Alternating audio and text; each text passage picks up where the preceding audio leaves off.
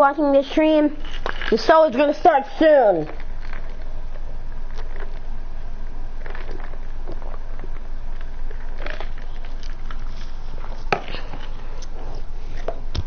Guys, I cannot wait for the show.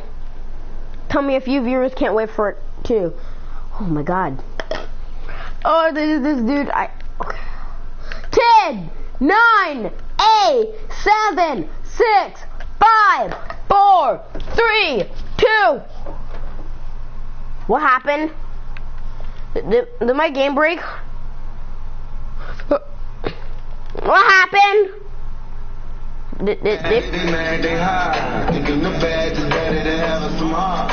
Okay, look down, look how they running. They beating white people down. This is show us what's coming. Or the show us do nothing. Or the show us the only rapper who's singing the ballin'. Shout out to the rebel.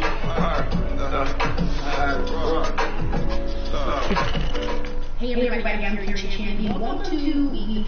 So today we are having a very candid conversation with athletes and artists who want to make sure that you use your voice to vote. Voting is your voice. So we have so many different issues that are happening in this country. Wow! So I'm looking forward to these conversations. If you think you're educated, so I'm pulling out my gamer chair for this. I'm pulling out my gamer chair for this. Those resources are imperative as we try to change. Screw sitting on the couch. I'm pulling out my gamer chair.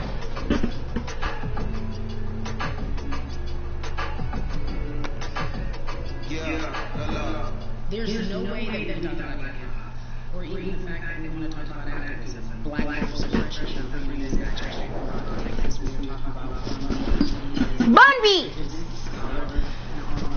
Thank you so much for spending some time with us. It's fun. I don't know if it's heavy, but I guess it has to because that's who we are in the world heavy as hell. And when you think about Hey, PG-13.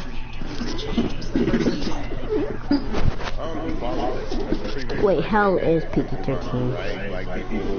I said PG, stop it.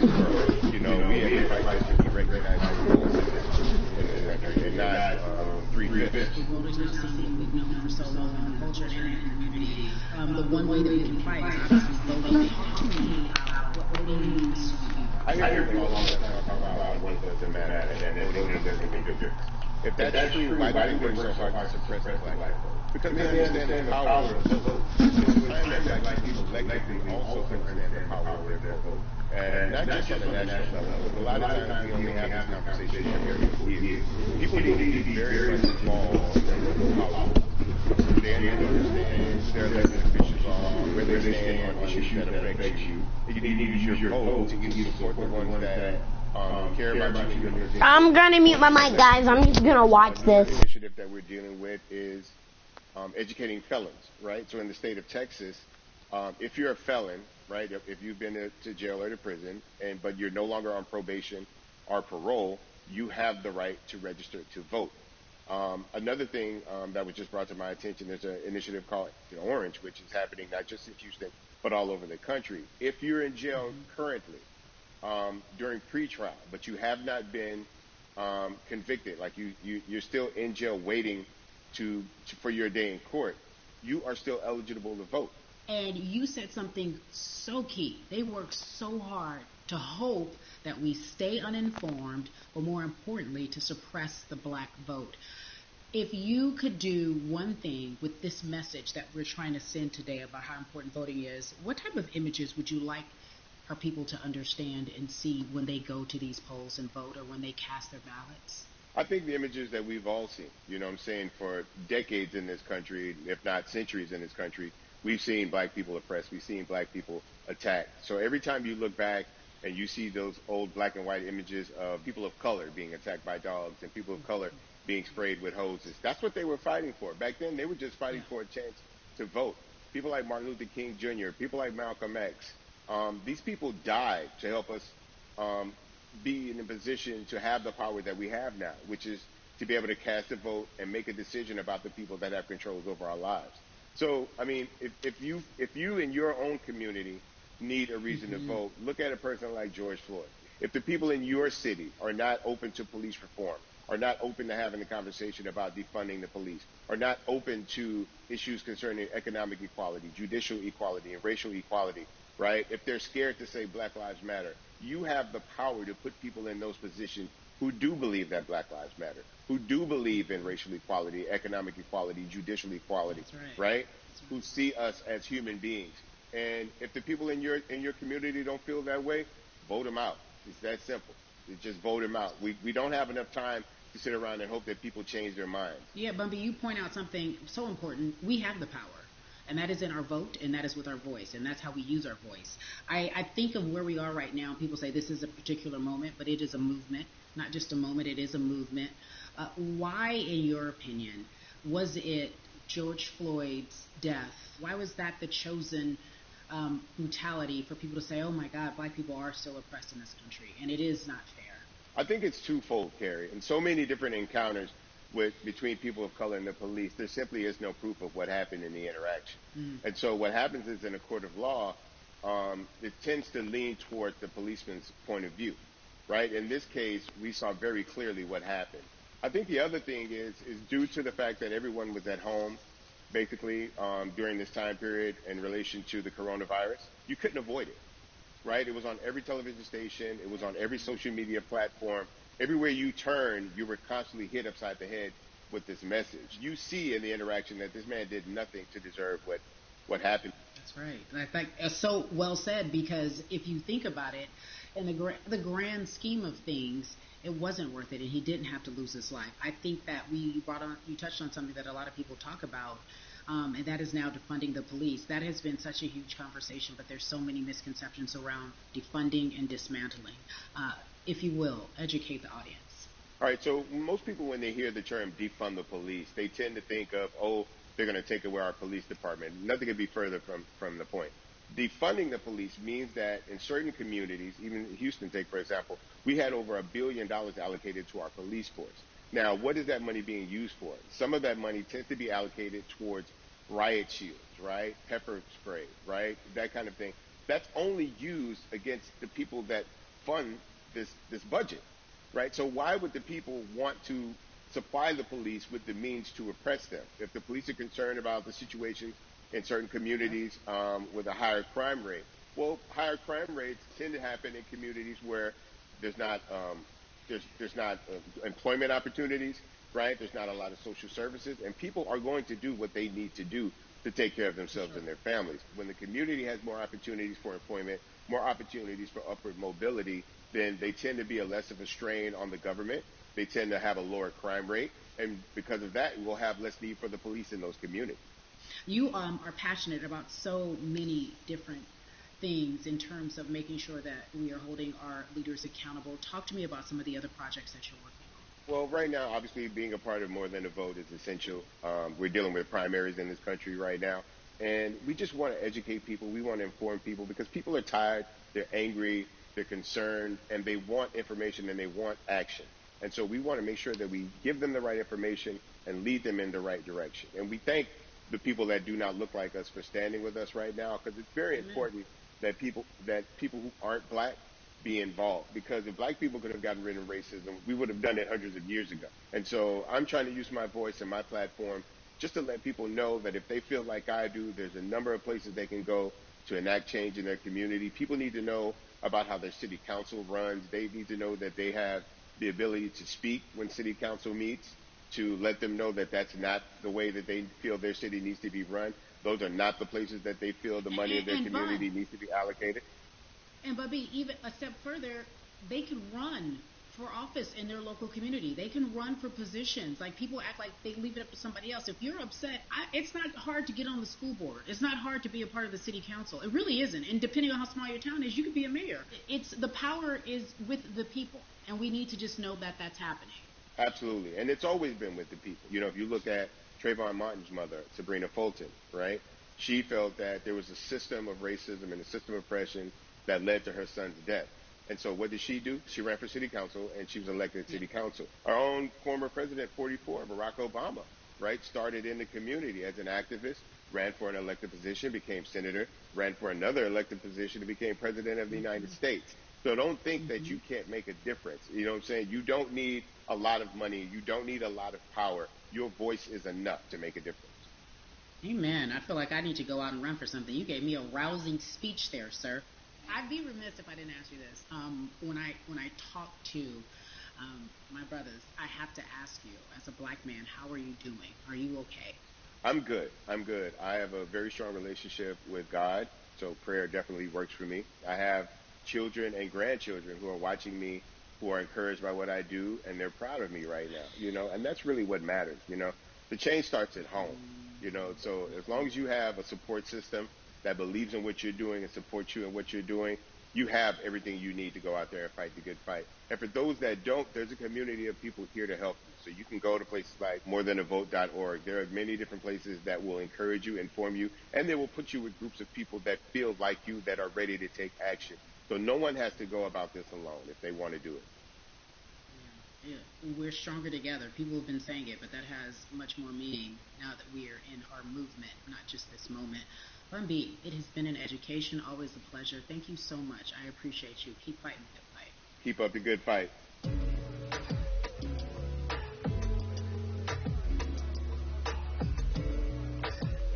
Yeah, la.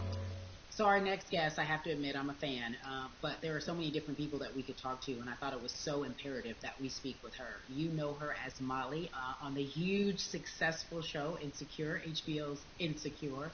She also has a comedy special highlighting her Nigerian roots, and she's an amazing podcaster. Let's welcome in Yvonne Orji, everyone. You have such a beautiful way of making things funny, giving us our medicine with some candy, right? The humor and the healing. You bring all of that to your space. And right now, as you look across this country and how everyone is so broken and so upset, if it's not social injustice, it's the pandemic, it's depression, it's unemployment, the list goes on and on. How are you doing, quite frankly? I'm rediscovering self in a way that is hard, but necessary, that will lead to ultimate joy. I know it sounds like a lot, but no, I think I personally think that God put all of us on a global timeout. Like we just, America hasn't done as good as other people when it comes to timeouts because everyone else is out playing at recess, and we're still in the principal's office hoping and wishing we can come out. But I think that if we settle into the timeout and really learn the lesson that we're supposed to learn from this season, I think we'll emerge better. We'll learn how to play well with others in more ways than one. And so personally for me, I'm taking this time to learn me in a new way. I feel like I'm being ushered into a new season, and I'm getting still. Because sometimes the busy confounds the work that we're supposed to actually be doing. We're busy doing other stuff, but we got work that we need to do on the inside. And I'm leaning into it. I'm like, dang, I thought I was going to be able to rest like everybody else. And God's like, nah, we got work to do. You know what? And I think that's what everybody is saying about 2020. It's demanding that we be better. And you said it's a global timeout. What do you mean by that? Yeah, it's like everyone sit down, be humble, to quote the great prophet Kendrick Lamar. But no, seriously, sit down and let's reevaluate some things. Let us unearth and shake up the things that we have been trying to hide within ourselves, within our nation.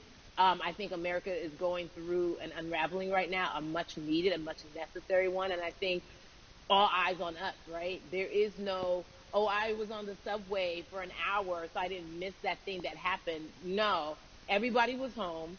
Everybody, was watching when George Floyd died, and everybody, no one could hide it. Everyone was watching when Amy Cooper called the cops. Like, this is a time where it's like, we can't pretend it away. We can't excuse it away. No. It's a global timeout. Sit down, watch, and let's learn. And globally, it's like, hey, we were going business as usual, but it ain't usual no more. Like that's old. Anytime change occurs, it's very uncomfortable. And so right now we're sitting with we're getting we're getting comfortable with the uncomfortable. the minorities, we've been comfortable with being uncomfortable because that to me explains just the existence for whatever we want to do, how we break into our careers, how we live our lives, how we find ourselves one of the few or one of the first. And that's a lonely road. When you look at, and when you talk about this global timeout, everybody had to pay attention to Amy Cooper. Everyone had to pay attention to George Floyd.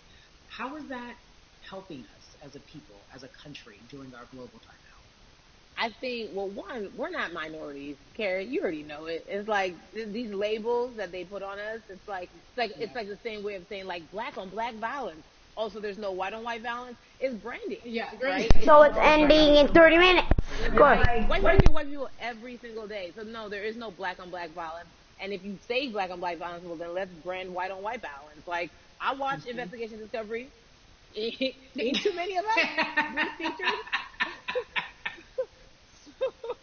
So, I just even like, but to answer your question, what does that do? I think what everyone expected is what has happened in the past when the world was still open, right? In that, okay, you had everyone, from Trayvon Martin to Castillo to Sandra Bland, you had all of these lives lost, and black people made some noise. We rioted, we got.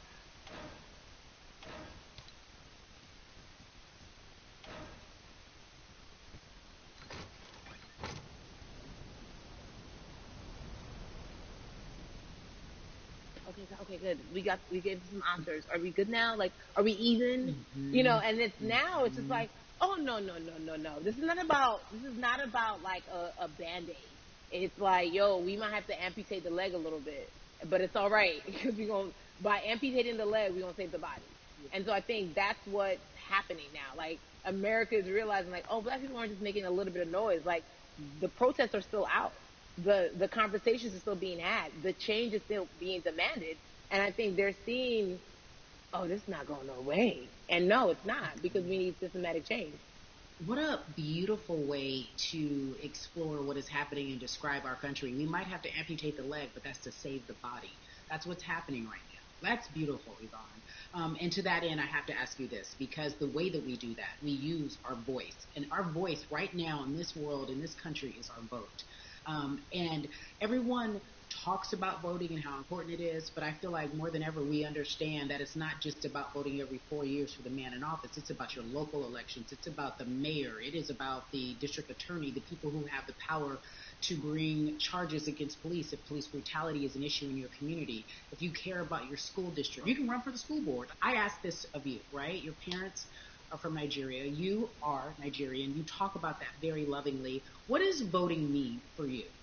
I think voting is power. I remember, I became a naturalized citizen back in the 90s when, because I was still a minor, my mom naturalized, and so we were able to do it under her. And just even that power of like, we are American citizens and all the access that we have by being citizens, one of those accesses and those access to power being voting, it's a big deal. It's a big deal because not only do we have the opportunity to be in this country, but now we can be of the country. We can be of the systems. We can be of the rules. We can be of what it actually affords. But I think going back to your earlier comment about just the setup of systems, I think we are done a disservice, either it's schools or whatever it is, and I'm not putting teachers on blast. I think teachers do a phenomenal job, but for some reason, we do not, and give them all the raises. I know too many parents who are like, this child of mine, I do love them, but hey, where can I drop them off? And I do think that there is a disservice done because, again, when we talk about voting, to your point, we talk about every 4 years. It's important to vote for the presidency. We don't realize, like, oh, snap, we actually can vote about, like, how much our libraries get. It's like small things like that, but they make a big difference. When you think of voter suppression in this country, what does it look like for you? It's the systems. When we talk about voter suppression, we also talk about systematic racism, right? It's all the systems that set up. And we've normalized okay, maybe your job will give you a half day, or maybe, you'll be able to get this luxury. It shouldn't be a luxury. It should be built into the system. It should be built into the fabric of how we vote. But maybe you'll be able to get this luxury in order to enable you to go vote. Think about everything disenfranchised, marginalized Black person has to endure in a day. So in a day, you need to get to work. If something happens to your car, if something happens to your child care, if something happens to, there's so many factors along the way that can send you into a tailspin as an American. And then you add on as a person of color. If you're just trying to get to vote and you already have to go through all of these hurdles and hoops in your everyday life, imagine the one day when your voice really is supposed to matter the most in this country. But then you also see all the times that you tried to have your voice matter, and then it's been shut down, repressed, told it doesn't matter. And then you're kind of like, what's the point? How do we keep hope though? If I'm watching this right now, how do we as a people stay hopeful? How do we believe in the promise that these quote unquote forefathers have given us? Because have you met Black people? By default, like hope is infused in our DNA. Like, you know what I'm saying? Like if we haven't been broken now through, be it through slavery, through capitalism, Give it to me. through Give it to me. colonization, through segregation, through, I mean, listen, the history of Black people in this country is, at one point we were 3/5 the people. Mm-hmm. That was a written law. And look at us now. We are whole. We are Black girl magic. We are Black boy joy. We are, you know what I'm saying? What I think about in terms of giving us hope, right? We're making a lot of people nervous right now, Carrie. We're making a lot of people nervous right now because they're like, dang, we put all these obstacles in their way, and these jokers are resilient. But that should give us hope. That should give us hope that, like, we can't stop, won't stop. I mean, I went to the school of Diddy. You know what I'm saying? Hashtag, Harlem shaking it right now. Can't stop, won't stop. And I think that's our motto. We can't stop voting and we won't stop voting. We can't stop marching and we won't stop marching. We can't stop thriving and we won't stop thriving. To that end, because you led me directly there, I've been asking everyone who's appeared on this platform, what does activism look like? And I feel like back in the day, we had an idea. Yes, it is marching.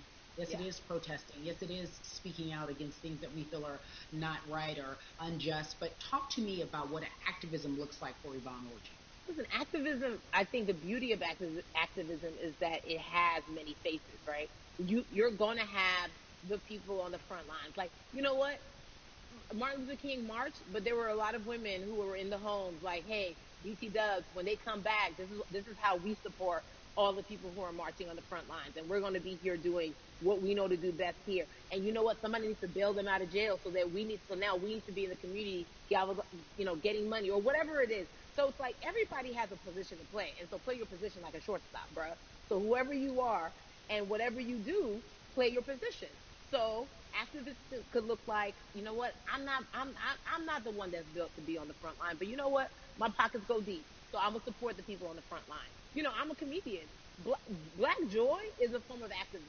There's always a call for entertainers or celebrities that have the platform to do something. Why aren't you speaking out? I'm not a believer in thinking that it's mandatory. Like you said, everyone can be an activist and be activated in different ways. But talk to me about the connection. Talk to me about the marginalization in your world and how you feel like it even inspires you to say more and use your platform to do more.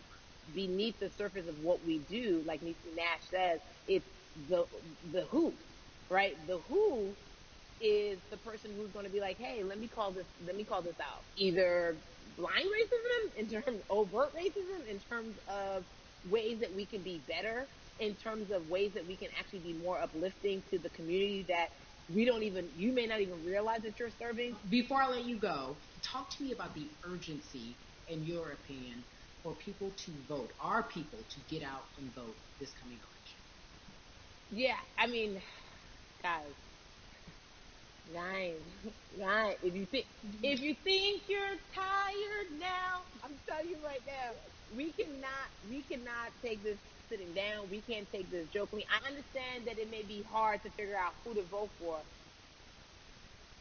but at the end of the day, we got to vote for our families. We got to vote for our legacies. We got to vote for continued progress. We have to vote for upward mobility. We have to vote for equality in a way that is long lasting. And if we succeeded before, we can do it again. You talk about the hope. This is the time. This is not the time to give up. This is not the time to pretend away that we haven't made progress. We have. There's still much more to be done. And you know what? We might have to get to a point where we pass the baton to our children and our children's children, but we still have work to do now for that generation. Von Orgy, you are everything. You are Molly, but you are not Molly, but I love you so much as Molly on HBO's Insecure. You are an amazing podcaster, Jesus and Jola. Shout out to Lovey. And then we also have movies. Like you, The World, you're a model, a cover model. Also, wait, don't let me forget your hugely successful stand-up comedy special on HBO. Girl, you're doing it all. And I am so grateful. You're truly the dream, not just the American dream. You're the black girl, brown girl, do it all dream, the immigrant dream, everything. You're a beautiful, beautiful soul. I really, really mean that from the bottom of my heart. Yvonne Orgy, ladies and gentlemen, nothing but the best and excellence personified. Thank you so much, my I love you so much, Mama. Mwah.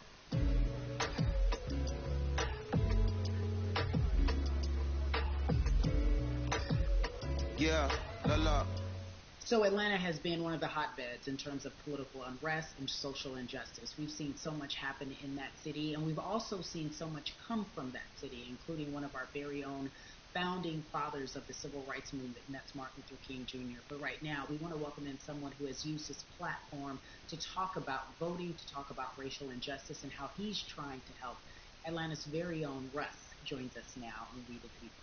Russ, I'm not going to fan out and tell you what some of my favorite songs were that I listened to repeat on yours. We're going to get to the topic at hand. So amazing. We got to talk about, recently you did an interview where you shared your outlook on culture and music. And you also were very candid about the fact that you have a privilege and that it's necessary for you to give back. Tell everybody about what that means. It's very obvious, I'm white and I'm in black culture and I'm benefiting financially off of it. So I feel like if you're a white person financially benefiting from black culture, I hope that ain't my controller. I'm rolling over. Oh, that was my controller. Wait, look what just happened to my mic! I don't know. Dad, look! I think I stepped on it. Oh, well, you shouldn't leave it on the ground. I didn't leave it on the ground! I didn't leave it on the ground. It was sitting on the table.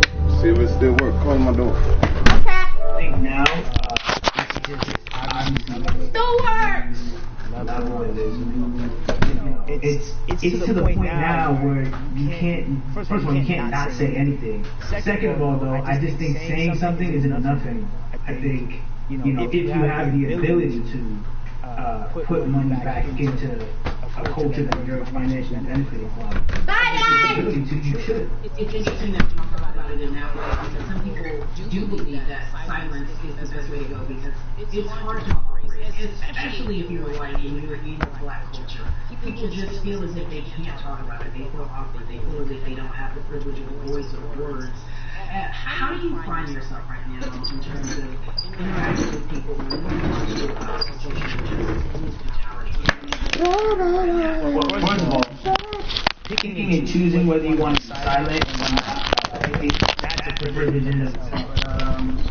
I try to just do my best to listen to the black people around me and the educated black people I have in my life. So I do my best to not act like I have all the answers for everything, especially in a culture that I'm not from. But that's why when we decided to raise the money for Black Lives Matter organization, when we raised $500,000, we got on the phone with some of the women who started Black Lives Matter. I got on the phone with Tamika Mallory. I was on the phone with Karen Civil and talking with my friends to make sure the money went to the correct places. People it's just about listening. That's all. It's about listening. Let's talk about that for a moment because the way I think of activism, for me, it's very different. Not necessarily just protesting on the front line, but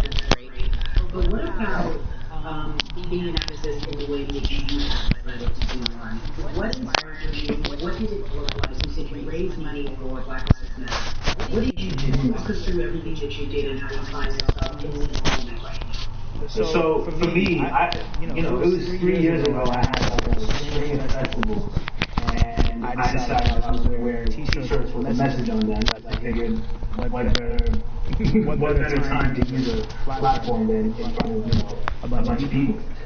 So one of the t-shirts I wore was, if you want to change the system, speak up, white silence is pro-racism, the whole thing. And it didn't really it kind of got swept under the rug back then. But when all this stuff started happening again, and it's been happening, police brutality against innocent black people, I was like, man, I'm not the biggest artist in the world, and I certainly don't have the most hype fans in the world, but I got a good amount of people that I can definitely mobilize and turn into some money, and I know they're down for the cause because merch is a good thing. And I've always been outspoken anyway, and so how am I going to be in black culture and not be outspoken about racism? And then I got to ask you this, because you grew up in Atlanta, so that gives you a heads up defending for so many people, because you're in the crux of that beautiful black city where there's so many wonderful black leaders, home of so much great music, and things that speak to our culture right now. And we are really, really getting our word out, especially with this platform today, and saying that we must use our voice to vote. Talk to me about what the importance of voting for you in this upcoming election. Yeah, so full transparency, I had never voted ever. And because I was one of those people who was like, my vote doesn't matter, and I don't know, maybe it's because I was younger, maybe it's because I really thought that, or I don't know, but I just think that it's got to, now this is a bit of a privilege to say it's got to a breaking point for me, because obviously it's been past the breaking point for black people, but I think that as a whole, the young people need to get out because we're the ones that never show up. You know what I mean? We never show up to vote, but we're the future. So it's like, look, we gotta go out there and vote, and then whatever happens, but at least we did our part. You gotta do your part. Aaron Cannon is saying that you just decided to vote, and I think there's a beautiful irony in the fact that you have your fans saying, because of you, I'm voting.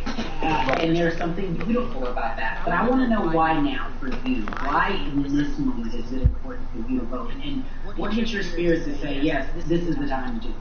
Honestly, because I think that George Floyd really woke up a lot of people who, including myself, who I was vocal and outspoken about racism. I put it in my lyrics, I put it on t-shirts, I would talk about it in interviews, I was vocal about it. But that video, in that moment, I think me along with a lot of other people just kind of was like, alright, words are simply not enough anymore. We gotta do something, whether it's raising money, whether it's voting or all the above. We gotta do something, and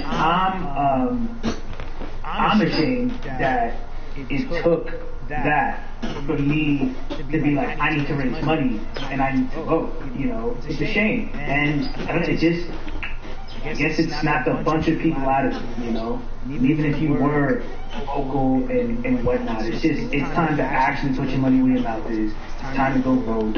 It's time to just stop talking about it and be about it. And it's been time for that, but like I said, I'm ashamed that it took me this long to actually really, really be about it. But I'm here now. So Rod, we all know that this is going to be your first time voting. Tell me what that experience is going to be like for you in terms of what you're excited about. I think what it's going to do for me, it's going to let me know that I'm contributing to something bigger than myself, and I'm actually putting my money where my mouth is, and I'm being about it, because, for so long, and I know I'm not alone with this, but, standing on the outside and just screaming about this. Dude, if you put your money where your mouth is, you're just gonna ruin all your money and make it soggy. And so I know it's gonna feel good to know that I played a small role, and that's the problem. I think the mentality of my vote doesn't matter needs to be changed to my vote, albeit small, does matter. It's a role I'm playing, and if I play my part and you play your part and he and she plays their part, then we make a difference. But It'll feel. I have a feeling it's gonna it's gonna feel very, very bigger than me. I mean, I think when you realize that giving uh, actually feels better than receiving, that's when you start wanting to do your part and contribute. So, voting is an easy way to give. You know. Yeah. To whom much is given, much is required, and you have been given a huge platform, and we are so grateful for you, Russ. Philanthropist, artist, community activist, first time voter. We appreciate you for doing Yes. this, okay? Thank you. I appreciate y'all.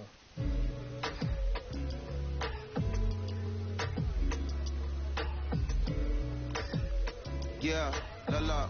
So, cities like Atlanta and Chicago have been at the forefront of the discussions, especially now in this country when we're talking about COVID 19 and systemic racism as well as police brutality and what we can do in this country.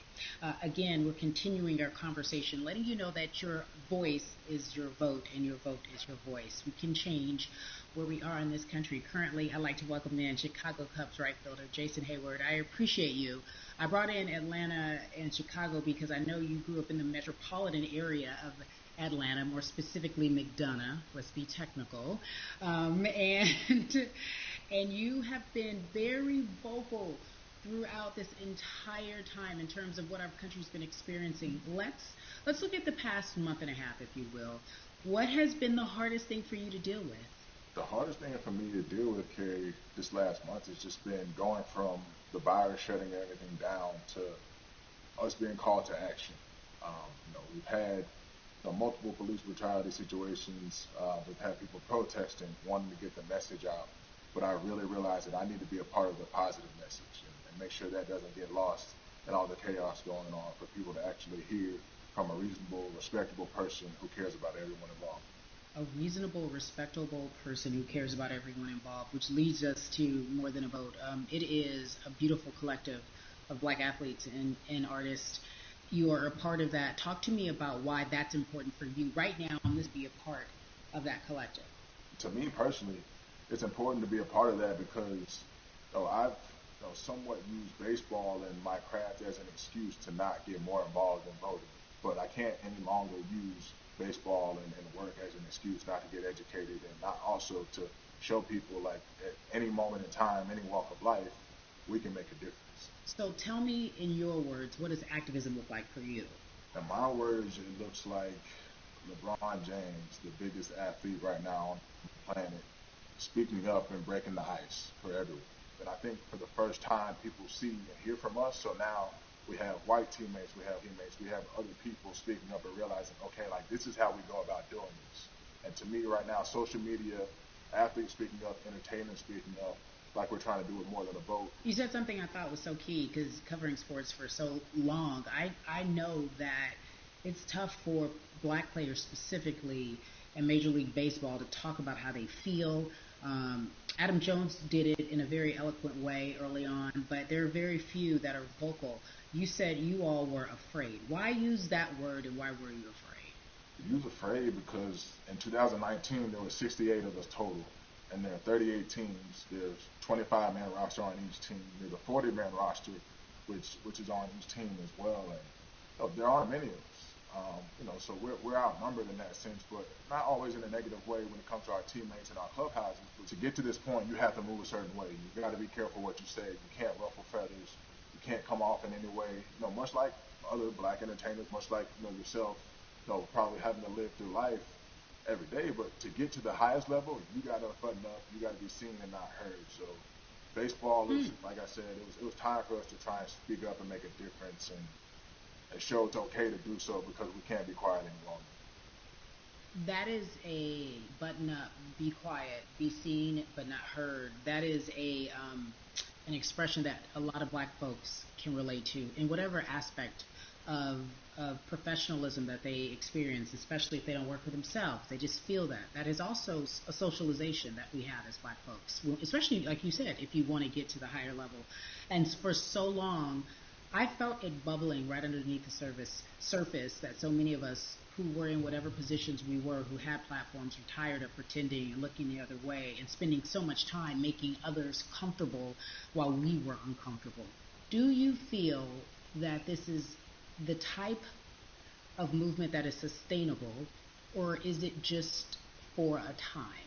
No, it takes everyone joining in on the conversation. And right now, I feel like more than ever, there is little things as possible to distract from bigger issues. And we saw on draft day, we saw our president, Bill Epstein, holding up the sign saying Black Lives Matter and wanting to Yeah, include the rest yeah. of MLB in that. But now we're having those conversations as well. So I definitely think this is sustainable. And it's not always just going to be the popular thing to do. You know, this is something that people want to get right because they know we care. Jason, you said you think it's sustainable, that what you're seeing, especially with your colleagues in baseball, that this can be something where you're feeling more comfortable, feeling more safe to share how you feel about social injustice and police brutality. What are you doing right now in this moment with your platform to help change how we look at voting and how to educate the culture and the community about voting? Well, first, what I'm doing, Carrie, is joining up with More Than a Vote and joining up with other athletes and entertainers to get that message out and use our platform in that sense as a group. And try to create a brand with this to make it something that's not just about the election coming, make sure that it's about people getting educated for years to come and figure out where to vote and how to vote. We've got people in different areas that cover different demographics and influence different areas of people. And as a baseball player, as a black baseball player, I feel like now, like we talked about, is finding the time to show people that you can use your voice in this profession. You don't have to be afraid. And to me, that can help someone, help a kid growing up. He can see me, he can see other guys that were in the video we posted saying, hey, this is what they're standing for. They're speaking up for these things, and it's okay to want to play baseball. It's not lame. It's not something I have to be as afraid of as I was before. So I feel like that's my role in this. I have a younger brother as well. He's 24. He also plays baseball. So I've got to lead by example. I can't just always, come up with a good answer that sounds good on TV when I get asked a question on, what do we need to do to make changes. I'm joining up here to make sure that I take action and get educated myself.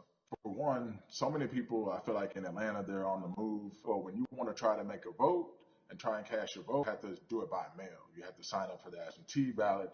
Then you have to get another ballot in return. They have to send it back to you.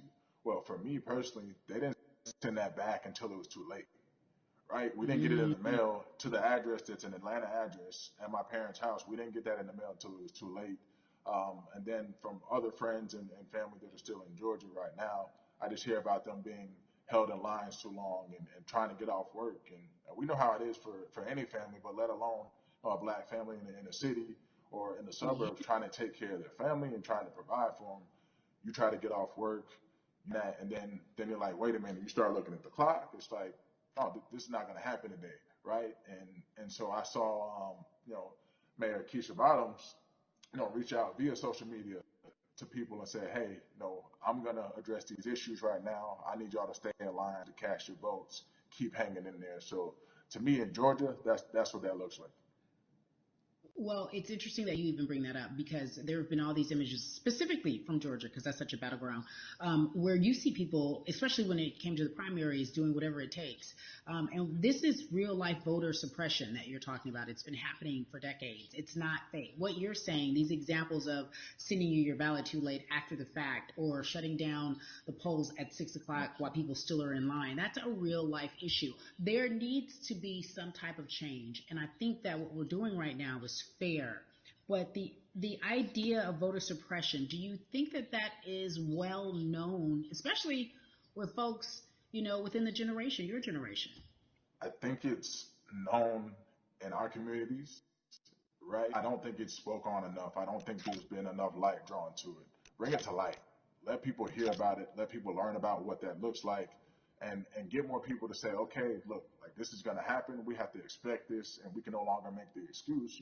We can't say they didn't warn us. Jason, everybody knows, or it feels as if everyone knows, that the time is now. America's paying attention to us. We have their eyes. We have their ears. If you look toward the future, what are you most excited about in terms of seeing a change?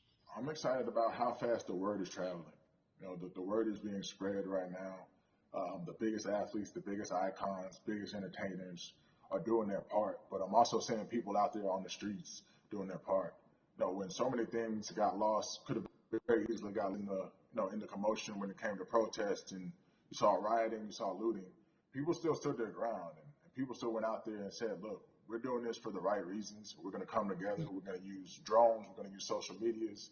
I feel like this is a new wave of getting things done the right way and just spreading the message.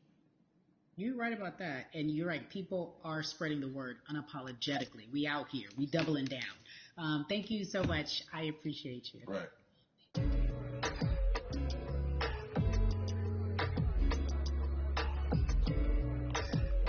Yeah, la la. Hey everybody, I am so excited to welcome a friend, a brother, family member, if you will, former colleague, NBA great, sports analyst, philanthropist. He does it all, and he's here to give us his time and his platform to talk about something that is so important, and that is voting. Everybody, welcome Jalen Rose to We the People. Talk to me about how important it is for the people who know you and love you and look up to you. Why is it so important?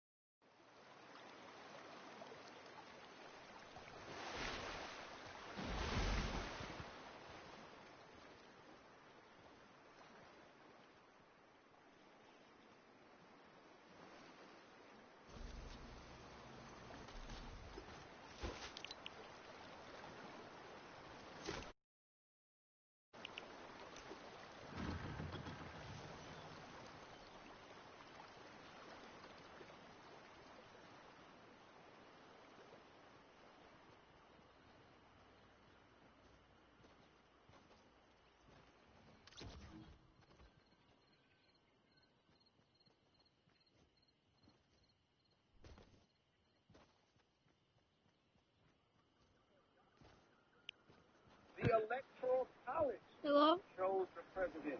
And if you put all of their pictures up, I'm pretty sure they look a lot more like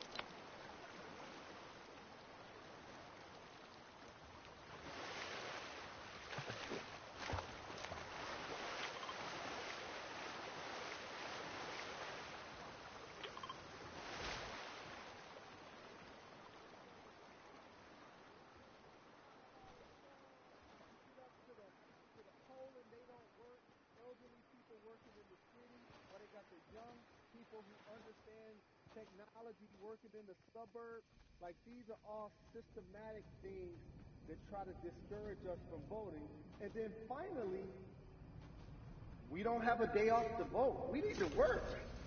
So we don't get a day off. It's going to be a full day, and I got to work to pay my bills. So you know what I'm going to do? I'm going to mail in vote. And you know what you want people to realize? That counts too. So your vote will be counted if you're able to mail it in. So those are a few things that I hope that we can do and mobilize. And shout to LeBron and his team. Shout to you and everybody involved. We will make a difference.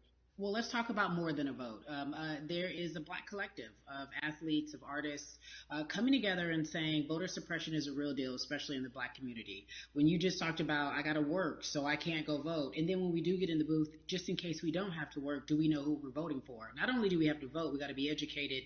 And it's not always even about the man who's in office or the woman who's in office for president. It's about your local elections. It's about the people who are your DAs, your state DAs, like the people who actually make change in your community, who will change police brutality, who will make sure that your community is taken care of, who will defund police and hope that they can help you in stopping police brutality. So talk to me about why you decided to be a part of More Than a Vote and what it actually means. Well, it means a lot to be involved with such an impressive collective, as you mentioned. And I said this multiple times, and I know it can be uncomfortable when I say it, but a lot of times we have to get to the root of the issue before we find a solution. And the quote was, I wish America loved black people as much as it loves black culture. And this collective, by the way, represents, in a lot of ways, what's encouraging, but also sometimes disappointing about our role as black people in America. Because we were brought here as labor and to entertain. And we use those vehicles to get paid and move to the suburbs and be the idols of white kids. And so now that we have this collective, I would say sports and entertainment represent the most powerful group of black men in the United States. I'm talking about money, power, celebrity, the ability to mobilize, community involvement, their leadership, their intellect. And so to have all of us pull it in the same direction at the same time for anything that we're passionate about is going to be a difference maker, but it's definitely going to be a difference maker in the 2020 vote because we're going to make sure we inform everybody that they can let their voice be heard, and failure is not an option. Jalen, what does voter suppression look like to you? A perfect example took place recently, Carrie, in Kentucky. It was 6 p.m. at night, and so many people were standing in line enthusiastic to vote. And you know what they did? Locked the doors.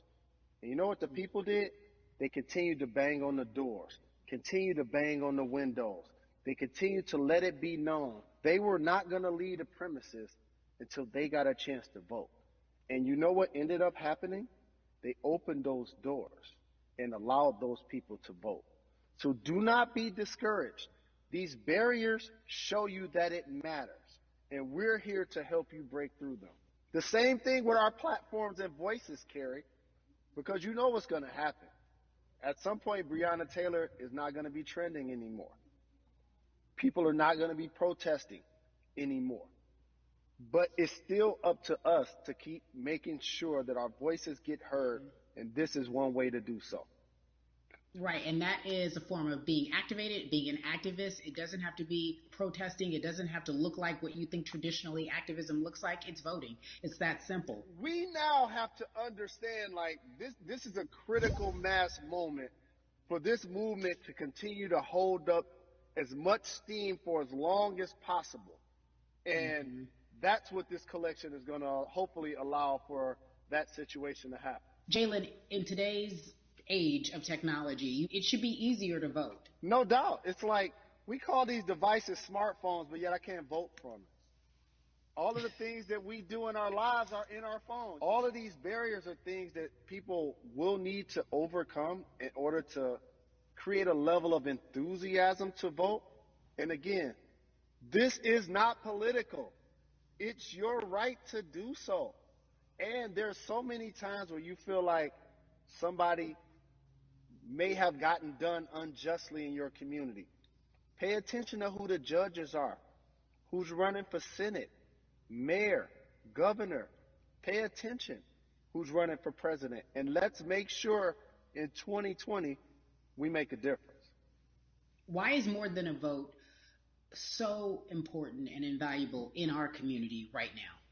Well, because right now, I think we have an opportunity to let our voices be heard louder than ever. Anytime you see the mobilization of white kids holding Black Lives Matter signs, that means there's a breakthrough. Now, what happens with that breakthrough is the next step. You're going to look down in your email, Carrie. You're going to see all of these companies telling you how they're going to work on their diversity, how they're looking themselves in the mirror. They need to make change. Just like in sports, right? Look on the field, on the court, all those black players. The further you get up, it's like altitude or a ladder. It gets thinner and thinner. And so a lot of people talk about the system being broken. I hate to remind people that it's not broken. It was built this way. And one of our ways to help change the system is to vote. So that's why more than a vote is so very important, so we can make sure everybody participates and gives themselves an opportunity to let their voice be heard. I think it's interesting because you talked about black men being very powerful in the U.S. if they're athletes and entertainers, because for so long those have been the only avenues traditionally to create wealth. The NBA season comes back. What are your feelings on the season coming back in the midst of everything that is happening? I think you'll see players challenging the establishment more. You're going to see them saying, okay, if you have all of these marketing and promotional deals, how many of them are with minorities? How many people are you employing in NBA? What about certain teams? Who do you have as a minority owner? Or what about the candidates that you have for positions of power? NBA players have proven as blacks that they are now movers and shakers in the game. They're now the dog, not the tail. So if they decide not to play, some of the biggest social changes and conversations have taken place in sports that weren't during the game. Colin Kaepernick was before the game. The Ali Summit was a press conference. So they could mobilize if they chose to. But when and if you do play, challenge the league. Black Lives Matter on the jerseys. Continue to make sure that every time people are watching the game, they're also seeing the movement happen. Jalen, I appreciate you because you are always entertaining and informative at once. I really, truly am looking forward to the NBA season. Thank you for working with More Than a Vote because your voice, your platform, all of it is needed, my friend. Be safe, okay? Yes, ma'am. I love and appreciate you. One call away always. Thank you. Love you, brother. Love you too. Every conversation that we had today, I hope was helpful for you. I am so grateful to everyone who came on with me to talk about what's going on in our culture and how we need to change. Huge shout out to Jalen Rose, Bun B, Jason Hayward, Yvonne Orgy, and Russ. Their words were inspiring, but also important and invaluable. I hope your phone is full with all the information that we've been able to place in front of you. Again, you need to check out these resources because they are so important because we want you to vote. That is your voice. It is important. We, the people, want you to vote. This was one of my favorite events over. I'm turning my TV down. Thank you so much for I'm turning my TV down now. Because this message, again, is I'm your champion for women. Wow. Ah. So it's over.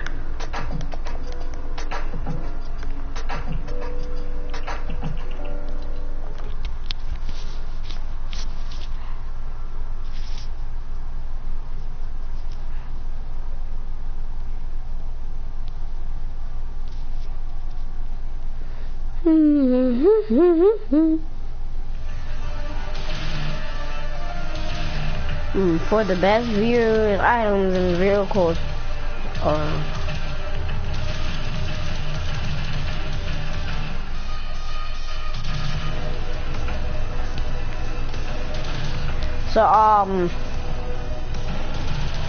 that was all. That was all today. Bye. So that was all for today. Bye, guys. I'm gonna go watch YouTube now. I'm gonna go borrow some other YouTubers' ideas. Now when I say borrow, I totally don't mean copy. Like, I don't mean copy, because I'm not trying to copy any YouTuber.